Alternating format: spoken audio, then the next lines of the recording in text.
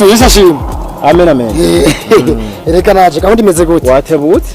Je naje. Bo mbisa none we kutakumenga ntukizi gukoresha umwanya wewe. Kinakoresha umwanya pastor kinanyarutse wowe. Wanyarutse gute kandi burya abantu bundi amenye impamvu mwe mutagitera imbere. Uwo muntu arababwiye muze saa 8 mukaca muza saa 14. Izi nitsi kwiye pastor kwavuga. Kwiye gute ko ari umwanya urazi ngene uzimvye umwanya uzimvye kurusha amafaranga. Ngone mpangiriye iyo gahunda shabo ubona mva haba.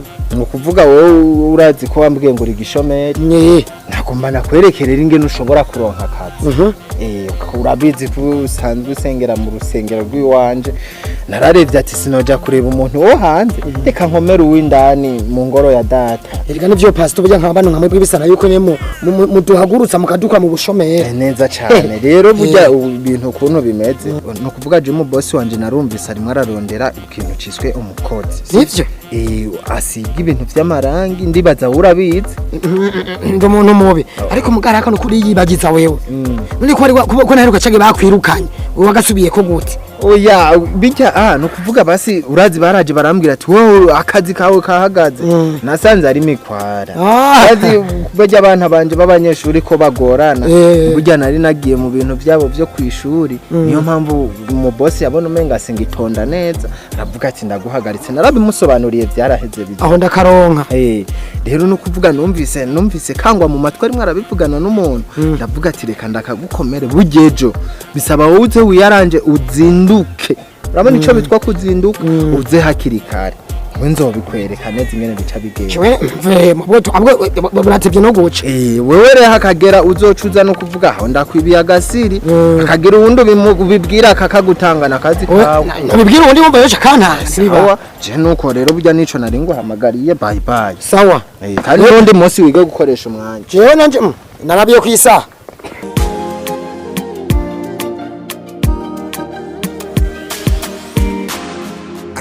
Bajo mugabo kamurenzi minga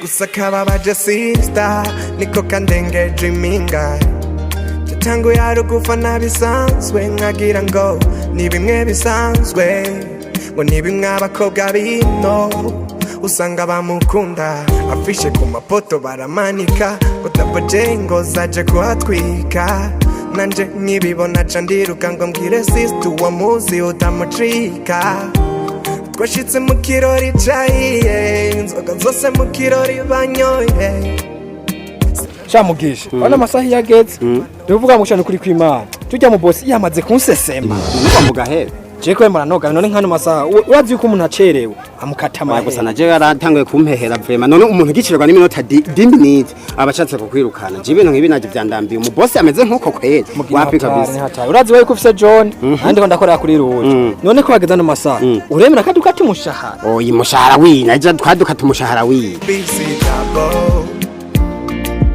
double ubundi muri busy double yeah ingoduhura ega nashi umunsi urakoresheje umwanya niba ari wambujije ko nazotepa bwana watanguye kuva rero ni intango y'iki iterambere ryo gutanda nyaruka nacereramo intango y'iterambere byatanguye ku we no kuvuga rero genda winjire sivyo bose ari ngahe ndani none vyacamwe ndibaza gafanta umukozi yakoze neza arashimye none pastor ko tunasenga hamwe umva we tworeka kugwagutse we nanje ndakagukomeye kubera nzi ko ibintu byo gusiga amarango byuma kugira umusange indani cumubwira ko wumvise barimo barahiga umukozi rero byabaye ngombwa ko hashika umubwire kuzi no kugakorana cyo nanje bugira ukasaba akazi bisana ucampa kumwerekeye ko umuntu bishoboye musange indani rero ndani ni yare aho nyaruka nta nakintu sawa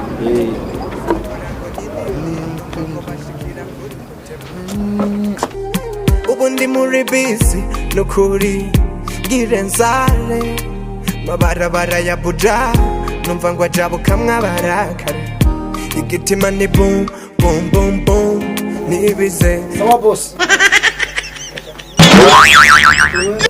je nari nje ngaho gusaba akazi bari bambwiye yuko ngahe wanyu mutanga akazi ko gusiga amarangi. God have mercy upon us. Unasemaje? Mbona sikuelewa? Je bari bambwiye ko ngahe wanyu mutanga akazi nanje gusaba ati ko gusiga amarangi. Kazi gani wewe? Unaongea nini kwanza? Je wakazi yeye niko nashaka. Je nataka kwani bakashima. Nasema bwana ondoka. Mimi sikuelewi, ondoka. Je unaona kazi boss kiwa nje ngora. Bwana nasema ondoka wewe. Sikuelewi. Allah. Allah. Warugiye gukina karate hari. Wewe uko wamenze nkaja kwinjira yo nazi nishira amavuga icari ico. God have mercy upon us. Ko nikore kantu nibagiye kukubwira ko avuga igiswahili. Burya ujya mu boss avuga igiswahili. Kijari Kiswahili? Kimeze kujya kose. Ntiyakubwiye tunataka nini? Voilà. Kajyare niko kantu ntari nagusobanura. Nako nawe warukaze. Twize utuntu twishi tw'utu language. Yako yakambwiye nakumvise neza. Wumvise mwavuga ati kere language. Rero nako nyene. Nako yari yakavutsemo ndakese. Sawa, wowe rero ugira winjire. Wabonye ingaruka z'amanyi zo kutiga. Nkaha yaba warize basi warize naga mukama nkiyo ni. Ntiwari kuburana duki. Nzigisha umwana wawe wanje nanje. Sawa, ugira winjire yo hariya. Vuga igiswahili. Araza kukubaza ati unataka nini?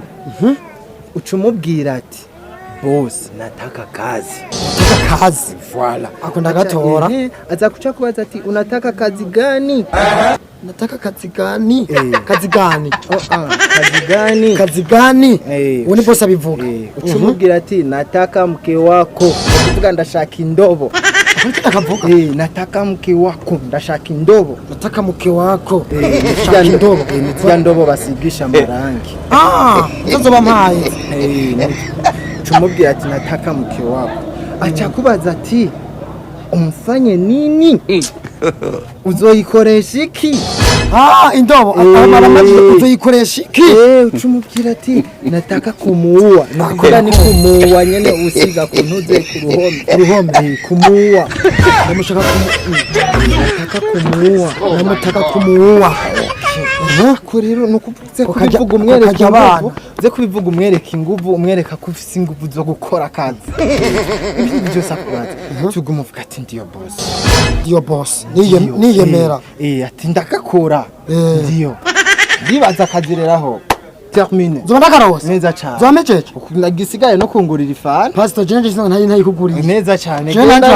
Turabona pastor. Ifanura y'inyoye. Wende ufanye simwe zibiri.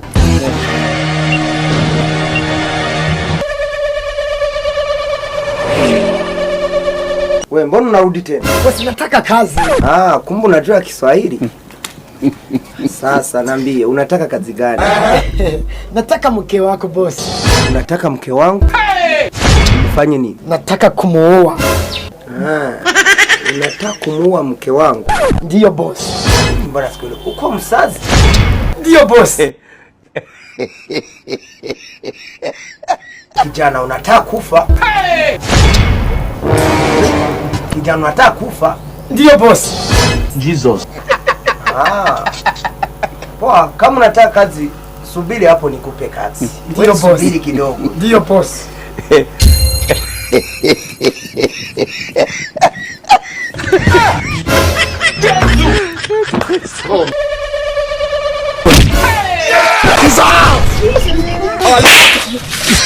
Allah. Allah.